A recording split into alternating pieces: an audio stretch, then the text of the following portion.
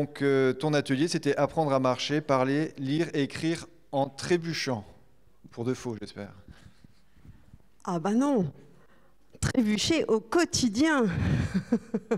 Parce que, donc, je suis partie d'un constat, et franchement, les personnes qui étaient à l'atelier, vous n'hésiterez pas à compléter parce que ça enchaîne très vite quand même, hein. Donc, je suis partie d'un constat, c'est qu'on apprend à marcher parce qu'on nous aide au quotidien, et je vais faire des ponts avec ce qu'a dit Josiane en fin de matinée. On apprend à parler parce qu'on nous parle, on nous a parlé avant la naissance. On nous parle au quotidien quand on est bébé, enfant, etc., adulte encore, parfois moins. Mais pourquoi y a-t-il une telle différence entre ce que je vais appeler l'exposition à la marche, l'exposition à l'oral et l'exposition à l'écrit? Pourquoi est-ce que... Alors, certains le font. On offre des livres dans les maternités à la naissance. Certains le font, pas tous. Certains parents constituent une bibliothèque pour leur bébé tout petit, mais pas tous. Pourquoi cette différence? Sincèrement, pour moi, c'est une incompréhension totale. Jean-Rémy, je te promets, je n'insisterai pas, mais Bernard Lahire a comparé des enfants à l'âge de 5 ans des différents milieux, du milieu le plus précaire au milieu le moins précaire, le plus à l'aise économiquement. Ça ne se rattrape pas. On va compenser. Mais ce qui n'a pas été fait pendant la petite enfance, je suis désolée, hein, mais ce sont des années et des années. Alors je ne dis pas que ça ne se rattrape pas absolument, parce qu'heureusement, attendez, je ne suis pas défaitiste, hein, c'est loin de moi cette idée. Mais bon, c'est un peu de la provocation. Parce que là, je ne comprends pas pourquoi l'écrit n'est pas davantage présent. Alors j'ai commencé par les petits, mais j'ai envie de dire après, tout le temps. Après, c'est l'école. Souvent, l'école, oh là là, l'écrit, c'est vraiment pas top, hein. Ça nous enquiquine, enfin, etc. Et puis, vous avez entendu ce matin, après, si on n'entraîne pas, on est perdu. En plus, quand un petit apprend à marcher, quand un petit apprend à parler et qu'il se trompe, on s'esclaffe. On prend le téléphone, on raconte à la famille. On envoie la photo. C'était drôle. Les déséquilibres du petit qui marche, c'est très drôle. Les perles de langage, ça fait rire tout le monde. Ah, mais les fautes d'orthographe où tu ne te rends pas compte, il ne sait pas lire, ça c'est la honte. Donc, avec le groupe, quelqu'un a dit, oui, mais souvent, alors moi je dis, quelqu'un tombe dans la rue, tout le monde, je pense que tout le monde se précipite pour l'aider à se relever. Quelqu'un qui ne sait pas encore suffisamment lire et écrire un texte ou un écran, ça va mieux parce que le numérique, c'est encore récent, donc peut-être que... Mais les personnes m'ont dit, on ne va peut-être pas oser par pudeur. Donc moi, ma demande aujourd'hui, c'est trouvons les mots, trouvons les formulations pour si quelqu'un à côté de nous se trouve en situation de difficulté parce qu'il y a de l'écrit à lire. Trouvons les mots, la façon d'interpeller pour dire, écoutez, c'est même pas, je veux pas me mêler de ce qui ne me regarde pas, parce que ça ne marchera pas. Déjà, on a créé un écran. Mais j'avoue que je n'ai pas les mots là dans l'instant. Mais pour dire, si vous voulez, je vous donne un coup de main. Simplement, si vous voulez, je vous donne un coup de main. On fait ça ensemble. Et je vous montre, si vous voulez, je vous montre 2-3 petits trucs. Ah, ça marche, les petits trucs. Je vous montre un petit truc. Je ne dis pas que je vous aide à apprendre à lire ou à écrire. Et on a vu qu'il y en avait des trucs. J'ai prélevé des phrases sur le site du conseil départemental. J'ai prélevé des phrases dans le programme de la journée. Et on voit que pour les lire, il faut avoir certaines habiletés, mais vous viendrez me voir pour savoir quoi. Donc, l'élément important, c'est d'être là quand la personne tombe dans la rue. Par rapport à lecture et l'écriture, ce qui va compter, c'est comme dans le sport. j'ai pris cet appui sur le sport que je prends souvent aussi. Vous savez tous ce que c'est que s'entraîner au sport. Et vous savez tous que dans le sport, il y a un coach. Même dans le petit club du coin. Où sont les coachs? J'ai envie de dire que, bien sûr, c'est vous. Vous êtes là et c'est formidable que c'est quand même, vous êtes nombreux, c'est important. Mais j'ai envie de dire que tout le monde est coach. Et en parlant tout à l'heure, involontairement, c'est venu spontanément, alors que je ne l'ai même pas écrit dans la préparation, j'ai parlé de compagnonnage. Tout le monde a dit que tout le monde connaissait quelqu'un dans ses proches ou dans sa famille qui est en situation d'illettrisme. Ce sont nos compagnons. On est là pour eux aussi, simplement, hors structure, avec les structures aussi, évidemment, mais vous savez vous-même, vous le dites dans le collectif, hein, je l'entends fort, que vous n'avez pas le temps. Mais tous ceux qui savent lire les... Tu as dit qu'il y en avait 1 sur 10, hein, les 9 sur 10. Ce sont les compagnons qui doivent aussi aider, je pense. Et au quotidien. Alors, je vais finir là-dessus parce que je sens que... Hein, je sais.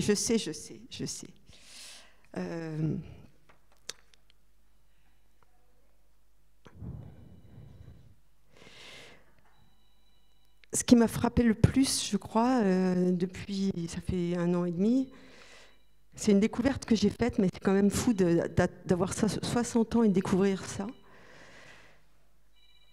C'est que j'ai découvert, en intervenant au Resto du Cœur, qu'un enfant qui avait 5 ans et qui n'était pas encore au CP, donc, hein, qui est en maternelle et qui voulait écrire. On l'avait 2 heures, mais attends, on change d'activité là, on fait un jeu là. Non. Il voulait écrire. Il m'a fallu du temps pour comprendre que cet enfant-là n'avait pas de papier et de crayon à la maison. Donc apprendre à lire et écrire au quotidien, alors parfois il n'y a pas de livre, ces jours-ci j'ai vu un enfant dans le point lecture de Manchester, oh là là, il était heureux, vous ne pouvez pas imaginer. Il avait trouvé le plus gros livre du monde, il ne savait pas ce que c'était, mais il était là, il a traversé la diagonale, je porte le plus gros livre du monde. Le rapport physique au livre n'existait même pas. Donc pas de livre, pas beaucoup. Je ne vais pas être négative à 100%, c'est ridicule.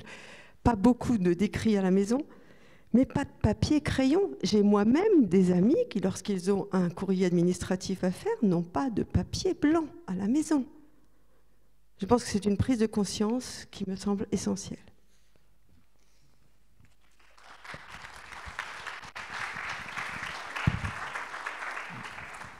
Merci Annie. Et je vais passer la parole à Thomas. C'était l'atelier numéro 2, faire du numérique un outil contre l'illettrisme. Écoutez, pour ceux qui n'ont pas pu participer ou qui n'ont pas voulu, peut-être parce qu'ils voulaient fuir le numérique justement, on n'a pas utilisé de papier blanc, il y a une bonne raison. Non, on est en 2 mots pour essayer de restituer, on est parti du constat que le numérique aujourd'hui est devenu indispensable, il s'est imposé dans la vie au quotidien. C'est presque une injonction de la société, hein, qui provoque aussi parfois du malaise, peut-être de la honte. On a les mêmes stratégies de contournement qu'on peut voir dans l'illettrisme et de ça, mais avec le numérique. Et du coup, partant de ce constat-là, se dire comment on arrive à raccrocher les wagons pour ceux qui sont en difficulté là-dessus, qui représentent 13 millions de personnes. C'est quand même bien plus encore que ceux qui sont en situation d'illettrisme. Et donc, à travers un petit quiz avec les smartphones, l'idée, c'était de voir les liens entre illettrisme, électronisme, quelques chiffres clés, quelques mécanismes, voir comment, justement, le numérique peut être un allié pour lutter contre l'illettrisme au quotidien. À travers une application, là, on a testé WooClap. Ce que je peux ajouter, du coup, aussi, pour ceux qui n'ont pas pu participer à cet atelier, qui me semble important, donc... Je suis le responsable d'Emmaüs Connect en région Grand Est. Je suis basé à Strasbourg, on a l'essentiel de nos activités jusqu'à maintenant concernant Emmaüs Connect en Grand Est. Mais On lance aussi des nouvelles activités. Là, ça va se passer dans les semaines, les mois qui viennent, dans les Ardennes notamment, dans la Marne aussi d'ailleurs, mais dans les Ardennes notamment, à travers un projet qui s'appelle Ruralité Connectée. Et de manière très concrète, on va avoir une équipe de 3 conseillers et conseillères numériques qui vont agir au quotidien, qui seront itinérants et qui vont intervenir en milieu rural. Si vous êtes dans les villes, malheureusement, on pourra moins intervenir, mais comme le disait Jean-Rémy, il y a en tout une vingtaine de conseillers qui vont être déployés sur le département. Concernant Image Connect, on sera 3, et voilà, il y a Meggy Gombert, ma collègue, qui est là aujourd'hui, qui va piloter tout ça. De manière très concrète, on va pouvoir venir animer des parcours d'initiation au numérique, au sens large, mais aussi peut-être pour des publics uniquement jeunes, uniquement seniors, uniquement parents, uniquement en difficulté avec la langue, etc., dans vos structures. Et en plus, c'est gratuit. Donc voilà, si c'est des choses qui vous intéressent pour qu'on vienne animer, et l'étape d'après, ça peut être qu'on vous forme vous-même à animer, qu'on vous outille avec notre expérience, notre expertise, notre méthodologie, nos outils, etc. Ça fait partie de ce projet qui va se dérouler sur 1 an et demi et qui commence là dans les prochaines semaines, prochains mois. N'hésitez pas du coup à prendre nos contacts là d'ici la fin de journée. Voilà, c'est pas une restitution aussi complète, aussi poignante que ce qu'a fait la collègue, mais je m'en tiens là. Merci beaucoup. Peut-être tu peux te présenter. Voilà. Bienvenue, hein, en tout cas.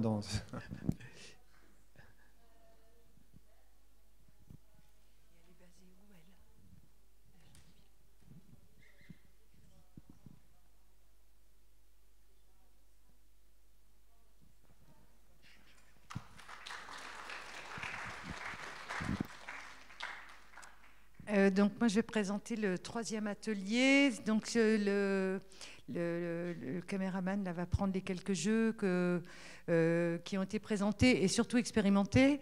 Donc le résultat de cet atelier, c'est qu'en moins de 3 quarts d'heure, 40 personnes se parlent, se tutoient pour certains et rigolent. Et tout en ayant appris plein de choses à propos de ces jeux que vous pouvez voir. Donc ce ne sont pas des jeux dédiés à l'apprentissage à part un qui s'appelle Mot à mot. Le Scrabble Zigzag, les premiers ont commencé à jouer en écrivant bien droit, comme des mots croisés, alors que comme son nom l'indique, c'est des zigzags, on écrit de haut en bas, de bas en haut, de gauche à droite et de droite à gauche.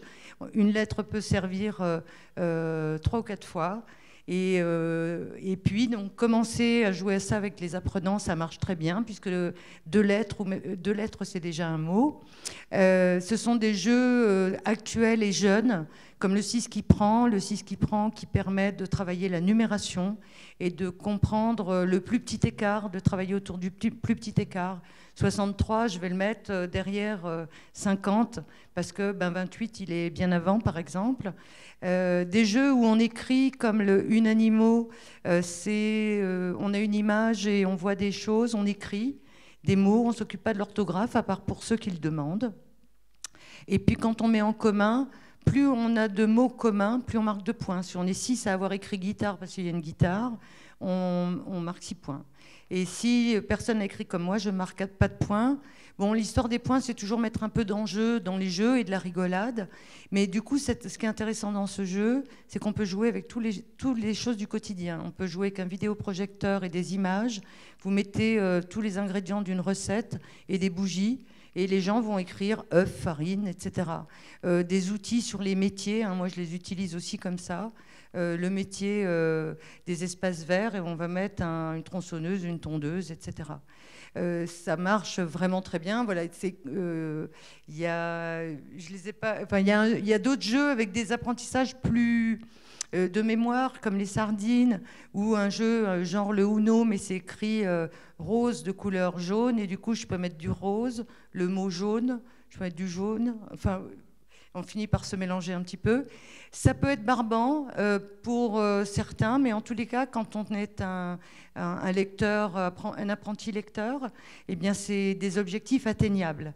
Et c'est ça qui est intéressant.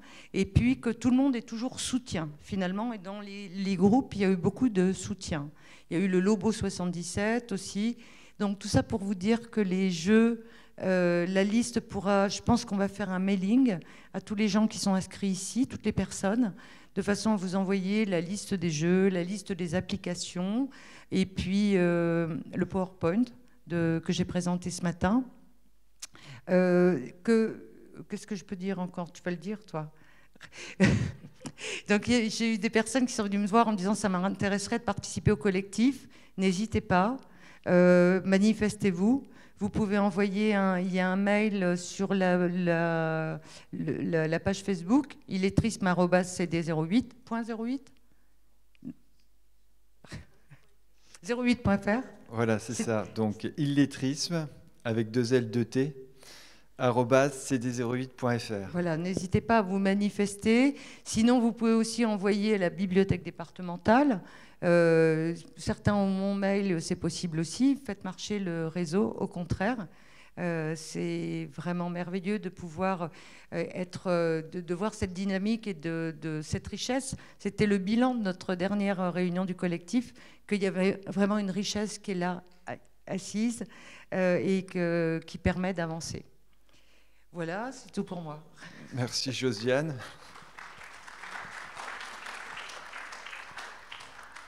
Est-ce que vous avez des questions dans la salle, des réactions à chaud? N'hésitez pas. Peut-être des demandes de précision sur certains ateliers que vous n'avez pas suivis. Bon, à toi de jouer, Aude.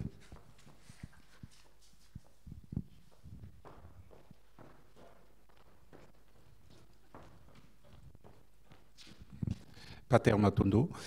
C'est juste pour les ateliers d'Emmaüs Connect. Et pourquoi il y a cette spécificité seulement pas des villes? Or, j'ai entendu que votre collègue va être installé à Charleville, et vous n'allez pas travailler à Charleville, vous allez travailler aux alentours de Charleville. Oui, alors bonne question. Donc, historiquement, Emmaüs Connect, on est plutôt implanté dans des villes, plutôt des grosses villes de France. Là, on est dans une grosse douzaine de villes en France.